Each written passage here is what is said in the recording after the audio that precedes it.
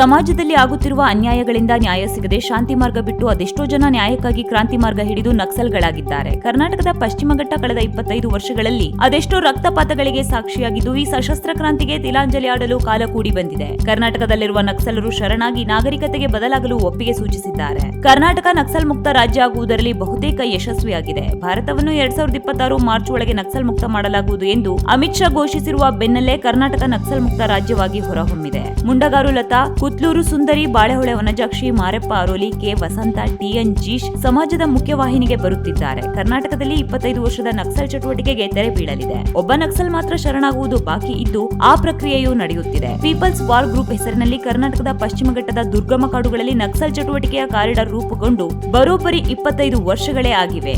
ಇದೀಗ 25 ವರ್ಷಗಳ ನಂತರ ನಕ್ಸಲ್ ಪದ್ಧತಿಗೆ ಕರ್ನಾಟಕ ಶುಭ ಮೇಳುತ್ತಿದೆ. ಇದು 1 ಮಿನಿಟ್ ಪೊಲಿಟಿಕ್ಸ್.